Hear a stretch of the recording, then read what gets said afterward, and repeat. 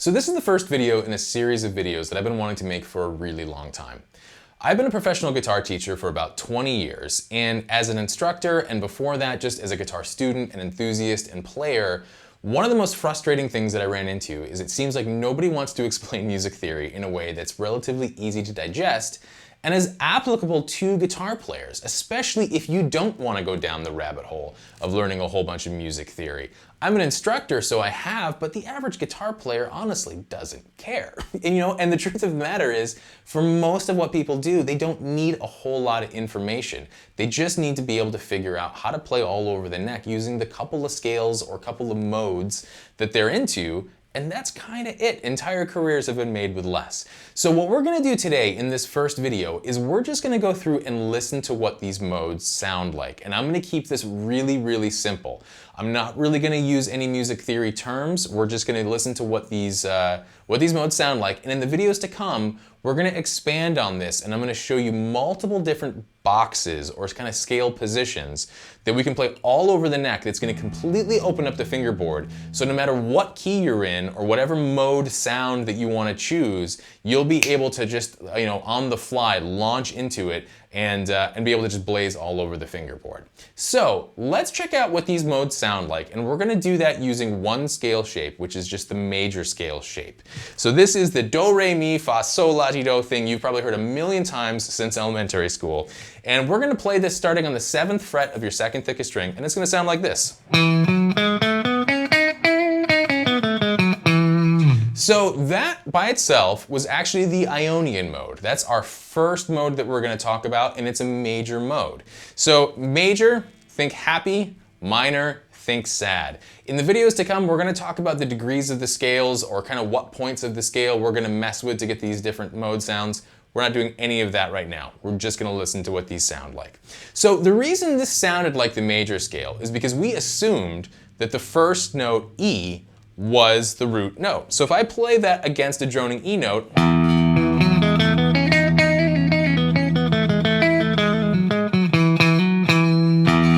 we get that major scale. Okay, let's take that same scale shape, everything's exactly the same, I'm just gonna move it 2 frets lower. So now, and starting from 7 going to 9, on my second thickest string, I'm gonna go 5 to 7. Next string, the D string, I'm just gonna go 4, 5, 7. And on the G string, I'm gonna go 4, 6, 7. Okay, that just sounded like another major scale, right? Because we assumed that D was the first note of the scale, but it's not. What we're doing with these mode shapes is we're changing what degree or what point of the scale the root note shows up on. So now, if I were to play this low E and play the same scale shape again,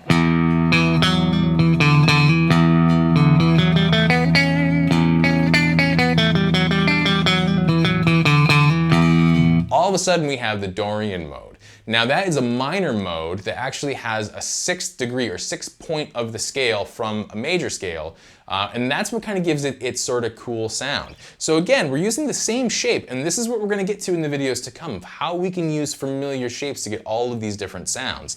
So if I played the first one, I'm playing the major scale or the Ionian mode. I move it 2 frets lower so that way my root note E is actually the second note of the scale. All of a sudden I've got this Dorian mode that sounds really, really cool. Okay, let's keep this going. We're gonna check out the Phrygian mode next. Now if all I do is move it down 2 frets lower again, so now if I went 1, 2, 3, E is now the 3rd note of my major scale shape, or this position that I'm playing in. But I'm gonna get a very, very different sound.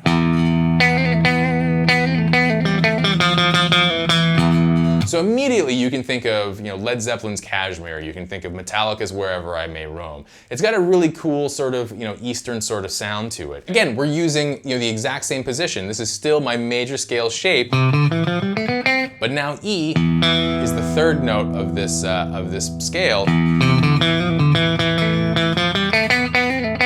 and we get this cool Phrygian sound. Okay, moving on, we're gonna go down 1 fret lower because now E is gonna be the 4th note of the scale. So I'm just gonna move this down to my 2nd fret.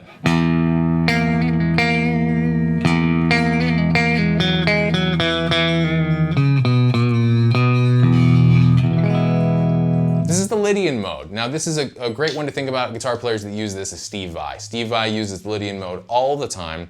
And it's sort of a dreamy, atmospheric sort of note selection against that droning low E note.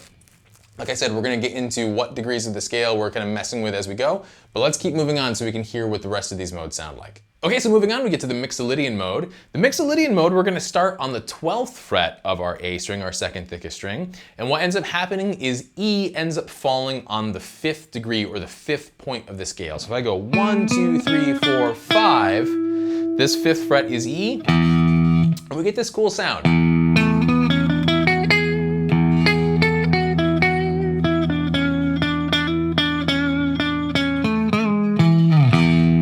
And so the Mixolydian scale or mode, it's a major scale, but it's got a little bit of an extra kind of cool factor to it. So it's a great one if you want to spice up your major scale playing, just to kind of sound a little bit fancier, if you will, when you're playing this one. Okay, so the 6th mode that we're going to get to is the Aeolian mode, or your natural minor scale. So this is one of the ones you'll hear all the time. So really the first one, the Ionian mode, your regular major scale, and the Aeolian mode, just the natural minor scale, this makes up the majority of Western music. So anytime you hear songs on the radio, it's probably going to be one or the other of those modes for the most part.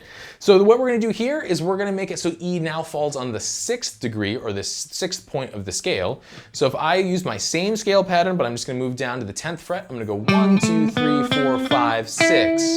So here's my E note. So now I get this.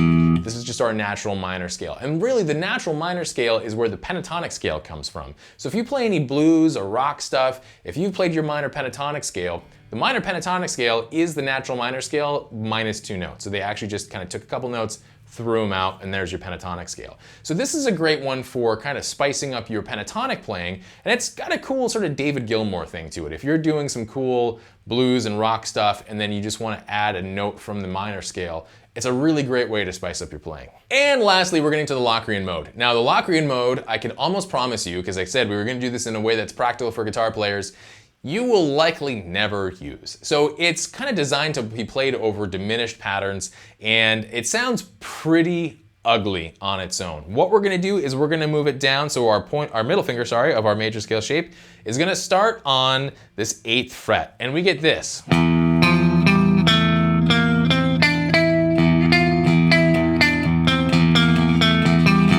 Or especially on one string where you can really hear it drone. So that sounds pretty ugly. So what will likely happen is you're going to probably use one of the 6 other modes. But this is what all of these modes kind of sound like. And it's a great thing to have in your toolbox when you're kind of sifting through ideas or wanting to get creative. If you want to have something really atmospheric and pretty, the Lydian mode is really great.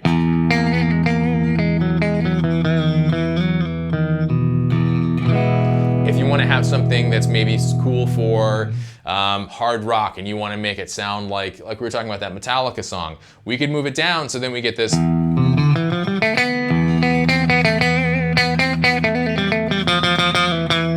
And again, or like Led Zeppelin's Kashmir. So having all of these at your disposal is great. And what we're going to do in the next video is we're going to talk about how not only can we play these note selections to get all these cool sounds, but how we can play them all over the whole neck of the guitar. So in the description box below, I'm going to have links to all of these videos. Just kind of watch this one, get a feel for what these modes sound like, and then check out the next one, and we're going to get you blazing all over the fingerboard in no time. Okay, thanks. Take care.